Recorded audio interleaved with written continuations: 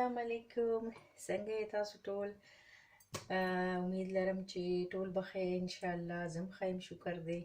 نو نن زما ویډیو ډومبه په پښتو کې زه اپلوډ کوم به ان شاء الله. اول خو یې جوړوم او بیا به اپلوډ کوم. نو پښتو کې لږه ماته ایزی لګي. نو خبر ده چې زه نن د خپل وطن کباب جوړوم، چپلی کباب. نو ما وی کو دا زه په پښتو کې دا خبرې وکم نو لږ ډیر خوند به وکړي. نو راځئ ریسیپي طرف ته. زه هغې دپاره ما اخیستې دي د چپلی کبابو دپاره ما اخیستې دي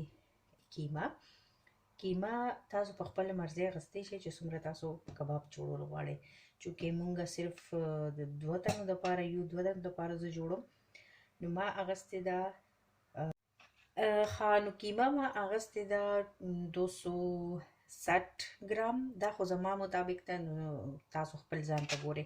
هغې دپاره ما یو ټماټر اخیستی دی او یو ښه برابر غټ غونته پیاز ورته ما چوپ کړی دی نری او شین مرچکې مې ورکې لږ ډېره اچولې دي، ځکه چې زمونږ شین مرچکې دا چې دا ډېر تیز نه په دې وجه. باقي دا سایډ ته به کوم دا لوښي چې راغستی دی ما دې نه زما صرف مالګه پکار ده، یا نورې مسالې زما نه دي پکار. نو زه به اول دې کې مالګه ور واچوم.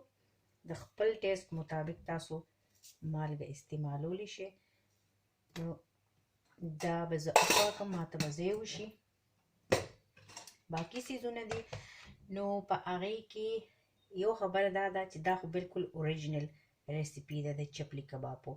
ځینې خلک په دې کې هر قسمه مسالې اچوي، خو هغه بالکل په دې او هغې کې ډېر فرق وي. د هغې ټیسټ بالکل بل شان راځي. او د اوریجنل ریسیپي چې ده هغې کې صرف دا څیزونه زمونږ لګي. مطلب دا چې مین انګریډینټس خو د دې ده وچه دڼیا. دا ما اخیستې ده په دې چمچ باندې 2 او هغه ما په دې کې غټه داسې لږه ټکولې ده. نو او دا به پکې راواچوم. بیا دې زیره چې ورته وي سفید زیره، دا به زه په دې چمچ باندې د خوراک دا چمچ چې دی دا به زه په دې باندې 1 چمچ زیره واچوم. تاسو خپل ځان ته ګورئ، د خپل ځان مطابق خپلې مسالې استعمالوئ. اصل ریسیپي کې دا زمونږ د لیده مرچکې ورته وي زما په خیال دا نه لګي، خو زمونږ دا مرچکې ډېر تیز نه وي دا شین. نو زه پکې لږه اکسټرا دا ور اچوم ځکه چې کباب تراخه مزه کوي. بیا چې په چپلی کبابو کې خامخا یي اناردانه. نو اناردانه به زه په دې چمچ باندې ما سره د اناردانې پاوډر دي، نو زه به دا په دې چمچ یوه نه لږه کمه ور شامله کړم په دې کې. بل په دې کې استعمالیږي سپیرکې، خو یې ترخې، خو په دې چپلی کبابو کې خامخا سپیرکې لګي. نو خیر زه خو به پکې ډېرې زیاتې نه شاملوم، زه به پکې د دې چمچ مطابق نیمه. اوکې، بیا پکې شي د جوارو اوړه. ځینې خلک پکې بیسن ور واچي، فضول کار دی، بالکل ټیسټ نه راځي. نو دا 1 چمچ اوړه دي د جوارو، دا پکې شامل شو. چونکې په دې کې فیټ زمونږ په دې کیمه کې ډېر نه وي، نو زه به د فیټ دپاره لږ شمله په دې کې تیل شاملوم.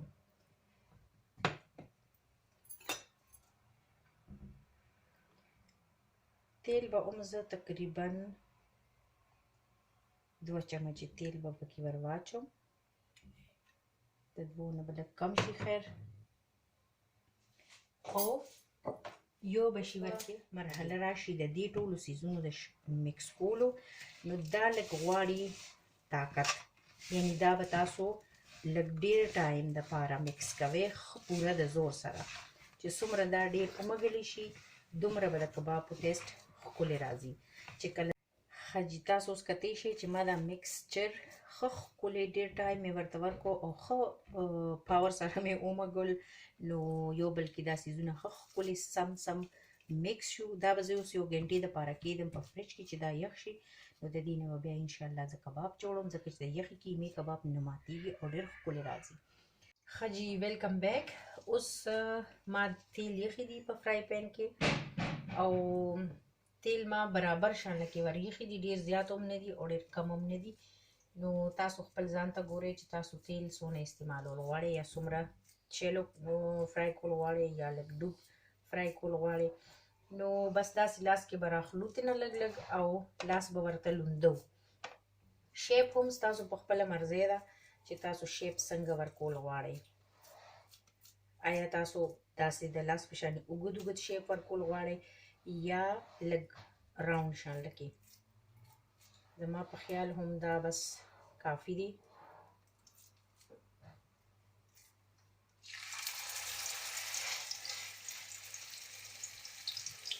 او همداسې به انشاءالله زه دا پوره تیار کړم او بیا تاسو ته ښوم.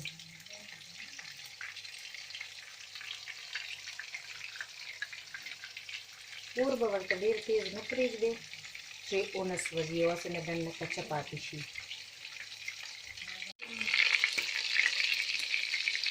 ګورئ ملګرو، څومره لږ وخت کې څومره ښکلي چپلی کباب په خپل کور کې تیار شو. نو زما امید دی چې دا ویډیو به ستاسو خوښه شوي او که خوښه شوي مې نو ماله فیډبیک تاسو راکولی شئ او تاسو هم ټرای وکړئ. زما یقین دی چې انشاءالله ستاسو کباب به هم د دې نه ښه راځي. نو د نیکسټ ویډیو پورې زه ستاسو نه اجازت اخلم. خوشحال او آباد اوسئ. د الله په امان.